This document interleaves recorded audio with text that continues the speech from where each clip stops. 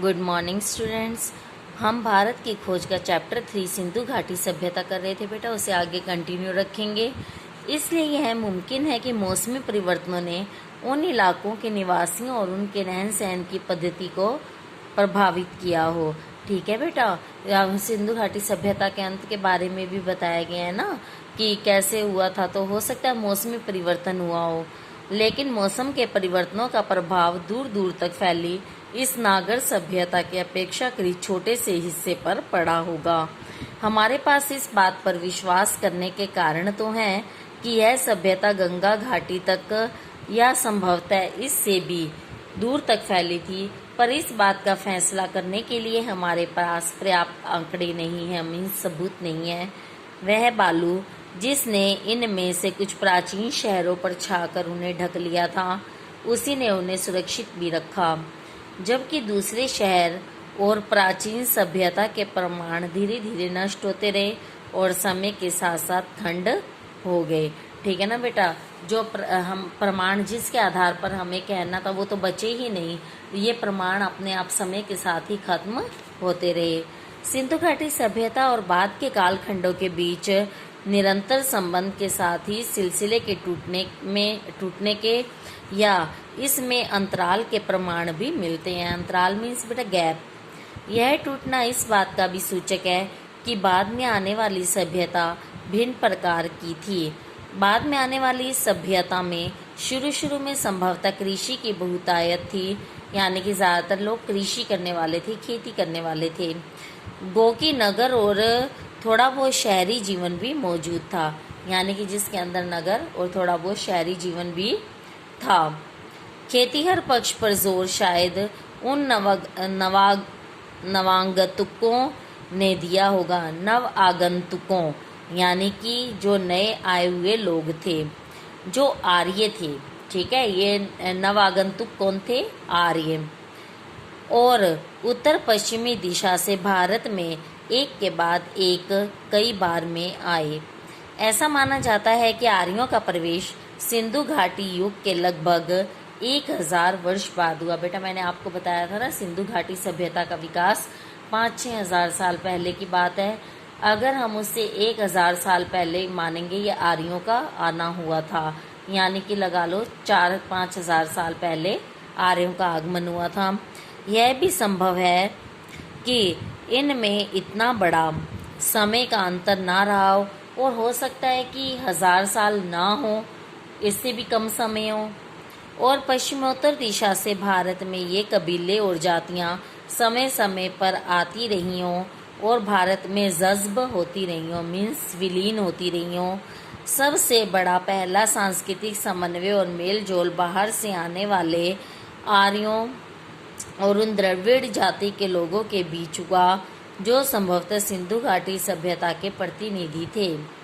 इसी समन्वय और मेल जोल से भारतीय जातियों और बुनियादी भारतीय संस्कृति का विकास हुआ।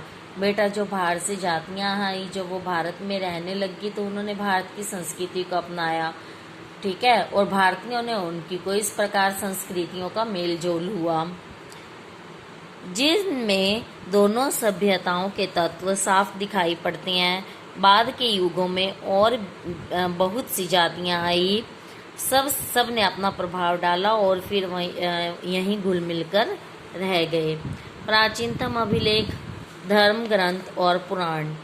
सिंधु घाटी सभ्यता की खोज से पहले यह समझा जाता था कि हमारे पास भारतीय संस्कृति का सबसे पुराना इतिहास वेद है। ठीक है, जब तक सिंधु घाटी सभ्यता की खोज हमारे सामने नहीं आई थी, तब तक हमें ऐसा ही लगता था कि वेद ही है सबसे पुराना स्रोत।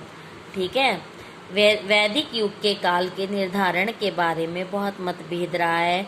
यूरोपीय विद्वान प्राय इसका समय बहुत बाद में मानते हैं, भारतीय विद्वान पहले।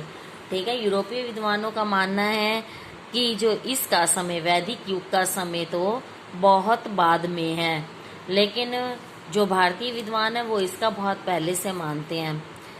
आजकल अधिकांश विद्वान ऋग्वेद की ऋचाओं का समय ईसा पूर्व 1500 मानते हैं, पर मोहनजोदड़ो की खुदाई के बाद से इन आरंभिक भारतीय धर्म ग्रंथों को और पुराना साबित करने की प्रवृत्ति बढ़ गई है। वस्तुतः यह हमारे पास मनुष्य के दिमाग की प्राचीनतम उपलब्ध रचना है। मैक्स मूलर ने इसे आर्य मानव के द्वारा कहा गया पहला शब्द कहा है। कौन सा पहला शब्द? वेद। इसको ही सबसे पुराना साबित सब में ये प्रवृत्ति बढ़ गई कि इसको सबसे पुराना साबित करना है, और ये मनुष्य के दिमाग की सबसे प्राचीनतम उपलब्ध रचना है। इसके अलावा और कोई इससे प्राचीन रचना हमारे इधर उपलब्ध नहीं है।